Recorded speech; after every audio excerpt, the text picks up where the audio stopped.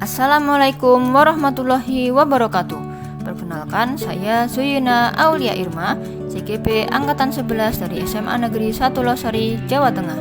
Kali ini saya akan memaparkan hasil tugas koneksi antar materi modul 2.1 tentang pembelajaran untuk memenuhi kebutuhan belajar murid. Terdapat dua pertanyaan pada koneksi antar materi ini. Pertanyaan yang pertama adalah, buatlah kesimpulan tentang apa yang dimaksud dengan pembelajaran berdiferensiasi dan bagaimana hal ini dapat dilakukan di kelas. Pembelajaran berdiferensiasi adalah pendekatan pengajaran yang memperhatikan keragaman kebutuhan murid berdasarkan kesiapan belajar, profil belajar murid, dan minat murid. Tujuannya adalah memastikan setiap murid dapat belajar secara efektif dan optimal sesuai dengan keunikan pada setiap individunya. Dalam pembelajaran berdiferensiasi, guru menyesuaikan konten dan proses belajar serta produk hasil belajar untuk memenuhi kebutuhan belajar yang beragam. Agar dapat menerapkan pembelajaran berdiferensiasi, guru harus memahami kebutuhan belajar murid dan strategi pembelajaran berdiferensiasi yang digunakan. Terdapat 3 kebutuhan belajar murid. Yang pertama adalah kesiapan belajar murid, yang kedua, minat murid, dan yang ketiga adalah profil belajar murid. Terdapat 3 strategi pembelajaran berdiferensiasi. Strategi pembelajaran berdiferensiasi konten, proses, dan produk. Strategi pembelajaran berdiferensiasi konten.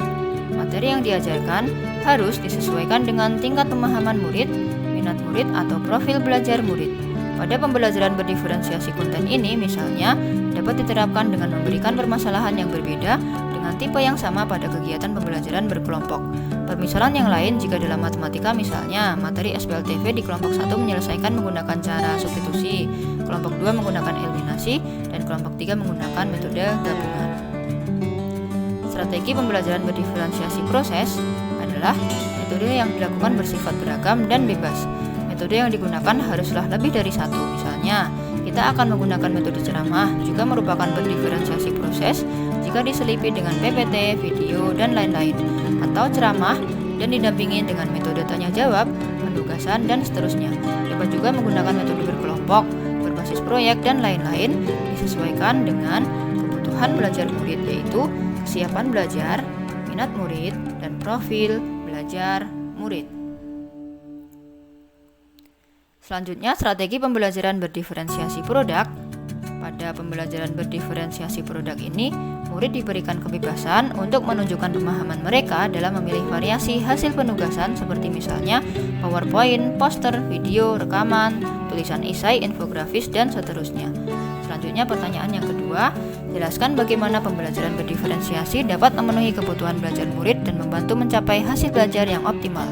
Jelaskan pula bagaimana Anda melihat kaitan antara materi dalam modul ini dengan modul lain di program Guru Penggerak. Dengan memperhatikan perbedaan individu, pembelajaran berdiferensiasi dapat membantu setiap siswa belajar dengan cara yang efektif menurut mereka. Misalnya, pada diferensiasi produk, mereka merdeka untuk memilih hasil produk yang akan dikumpulkan. Pada diferensiasi proses dan konten, mereka akan lebih merasakan berbagai strategi yang dilakukan guru, serta dapat memaksimalkan rasa ingin tahu mereka melalui fasilitas yang diberikan guru baik dalam kelompok maupun mandiri. Siswa yang memiliki kemampuan lebih tinggi dapat diberikan tantangan lebih, sementara siswa yang membutuhkan bantuan dapat diberikan dukungan yang sesuai. Selain itu, dengan menyesuaikan metode pengajaran dengan kebutuhan siswa, pembelajaran berdiferensiasi membantu meningkatkan motivasi dan keterlibatan siswa yang pada akhirnya dapat meningkatkan hasil belajar mereka secara optimal. Selanjutnya, kaitan antara modul 2.1 dan modul 1.1 adalah untuk dapat melakukan pembelajaran berdiferensiasi, maka guru harus dapat memenuhi kebutuhan belajar murid sesuai dengan kodrat alam dan kodrat zaman berdasarkan filosofi Hajar Dewantara. Selanjutnya, pada kaitan modul 2.1 dengan 1.2 adalah dalam melakukan pembelajaran berdiferensiasi, seorang guru harus mampu mengimplementasikan nilai dan peran guru penggerak untuk mewujudkan pembelajaran yang menuntun ke arah kemerdekaan belajar. Selanjutnya pada kaitan modul 2.1 dengan modul 1.3 adalah pembelajaran berdiferensiasi dapat menjadi salah satu strategi untuk mewujudkan visi guru penggerak, yaitu berpihak kepada murid.